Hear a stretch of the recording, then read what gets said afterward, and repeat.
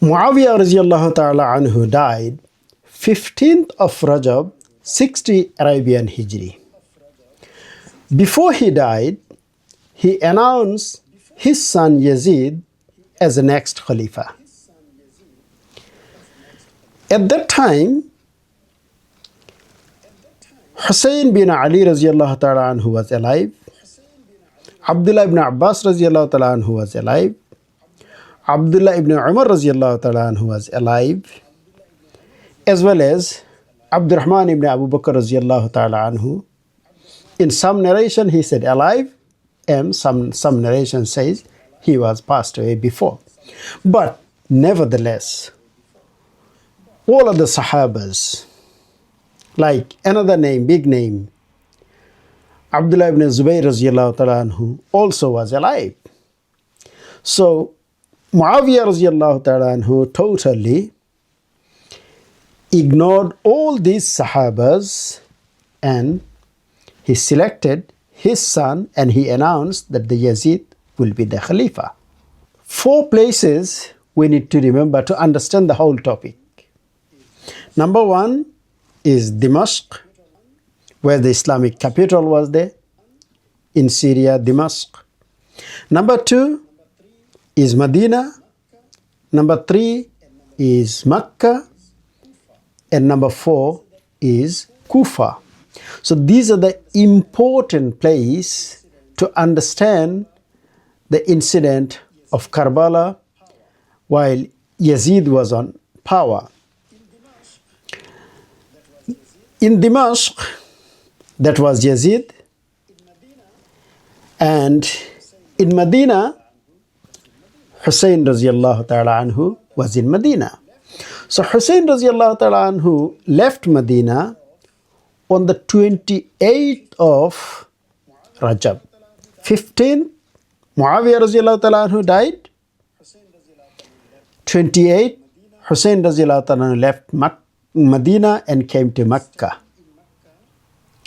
He stayed in Mecca until the 9th of Zulhijjah. The 9th of Zulhijjah, he left for Kufa. And he reached in Kufa Muharram the 2nd. And the negotiation took place sometime back and forth, but never worked out. And 10th of Muharram, the incident of Karbala took place. There's a lots of stories, what went, who came, stopped him, what was happening, the letters and all this. We are not going to discuss about those things. What we are going to discuss here, the reign of Yazid. While Yazid was in power, 3 worst things happened. The first is, of course, the Karbala. Number 2, the Hurra. In Medina Munawwara, 3 days the raping and the looting was widespread in Medina, and 3 days there was no salah performed in Masjid Nabawi. Such heinous thing happened in the time of Yazid. And who they raped? Daughters of the Sahabas, the wives of the Sahabas. Unfortunately, these things happened during the time of Yazid. And number 3, he used the command to attack the Kaaba, to capture Abdullah ibn Zubayr radiallahu ta'ala anhu.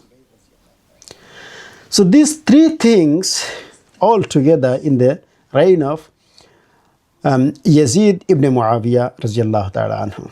Now, how to judge Yazid? Is he a good person? Is he a bad person?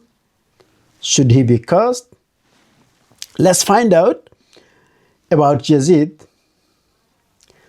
Some scholars says that Yazid is a kafir. That is, Allama Mas'udi rahmatullahi alayhi, who died 346 Arabian Hijri, he says, Yazid, straight away he is a kafir. And Allama Alusi rahmatullahi alayhi, the Ruhul Ma'ani's Mufassir, he died 1270, he said, well, he is not a Muslim. Not exactly the same word, but is in different way. He is trying to say, the person who can attack the Kaaba, the person who can kill the grandson of Rasulullah sallallahu alaihi wasallam, he can never be a Muslim. Yeah, well, we come to the second group of scholars. Among them is Qadi Abu Ya'la, who died 458 Arabian Hijri. He says, Yazid should be cursed. Even Allama Taftazani rahmatullahi alayhi, who died 792 Arabian Hijri, same thing he said, we should send la'nat to Yazid. Even Allama Jawzi rahmatullahi alayhi, who died 597 Arabian Hijri, he said also same thing, that the Yazid should be cursed.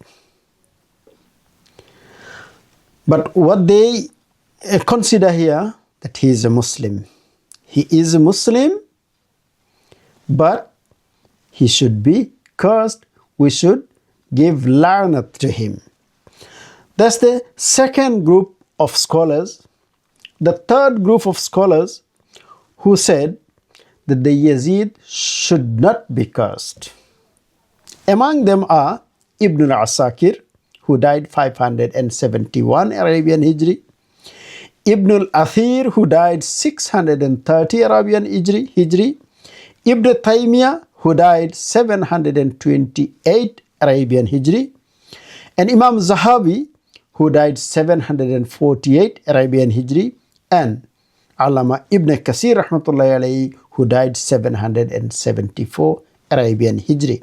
According to them, Yazid should not be cursed.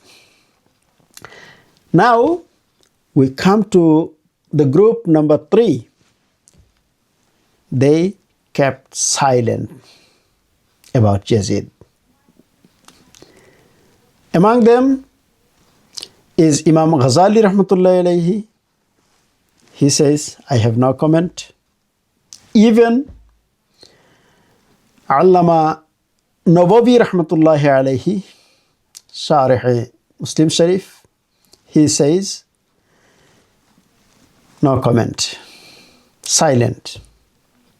And finally we get another group, very few. One of them is Abdul Mughis al-Baghdadi, who died 583 Arabian Hijri. He praised Yazid. So these are the comments about Yazid from our scholars, the previous scholars. After the studying the life of Yazid and his action, his characteristic, everybody came to their own judgment and they passed their judgment about Yazid. We find a hadith about Yazid. What was the hadith? The hadith is, قال النبي صلى الله عليه وسلم أول جيش من أمتي يغضون مدينة قيصر مغفور لهم.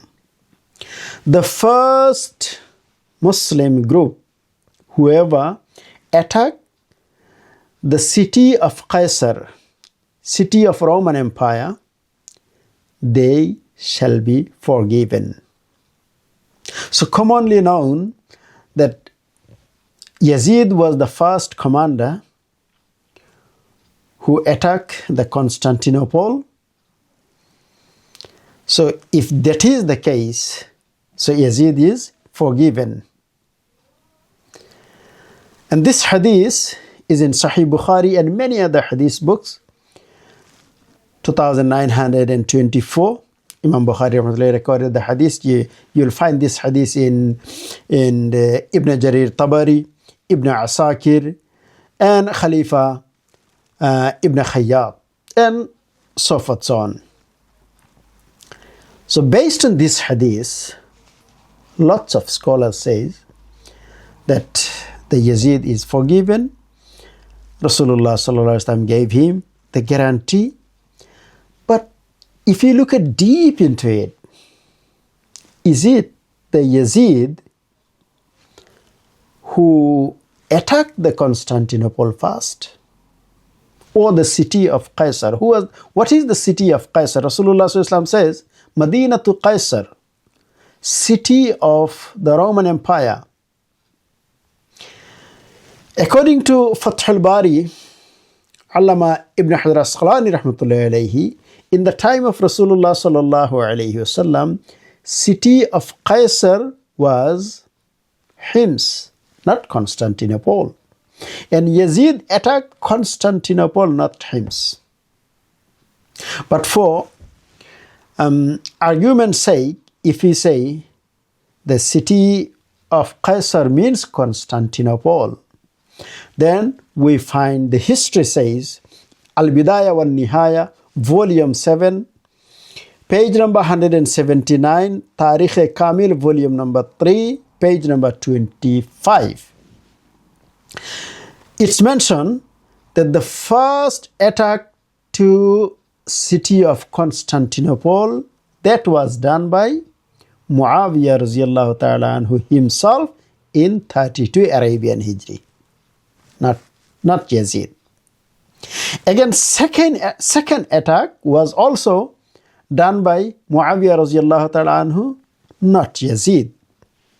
And third attack to Constantinople was done by Abdurrahman ibn Khalid ibn al-Walid radiyallahu ta'ala anhu. Khalid ibn al-Walid radiyallahu ta'ala anhu's son in 46 or 44 Arabian Hijri. That information we find in Sahih Abu Dawud, volume number 1, Kitabul Jihad, page number 340, hadith number 2151. The hadith is Sahih. So the third attack was done by Abdurrahman ibn Khalid, not even Yazid. So Yazid, then how come the Yazid name come? Yazid name comes because Yazid also did attack. Yazid attacked Constantinople in 50, according to Mullah Ali Qari rahmatullahi alayhi, 50 Arabian Hijri, he attacked the Constantinople. And according to Al-Bidaya wa Nihaya, Yazid attacked the Constantinople in 49 Arabian Hijri. So that was the number 4, not number 1.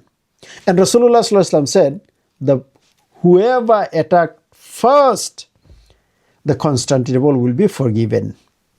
So clearly it proven it wasn't Yazid, it was someone, it was of course Amir Muawiyah radiyallahu ta'ala anhu. You can't say that the Yazid was the first person to attack Constantinople. The worst thing happened during his lifetime to the family of Rasulullah sallallahu alaihi wasallam. History would not forgive him. No one will forgive him. Wallahu a'lam, but this is the true information about Yazid. Should we curse him or stay silent? History says otherwise, that we should curse him, what he has done to the family of Rasulullah sallallahu alaihi wasallam, what he has done to the family of the Sahaba in Hurra, in Medina Munawwara, the looting and raping, and what he has done in Kaaba to capture Abdullah ibn Zubayr radiyallahu ta'ala anhu.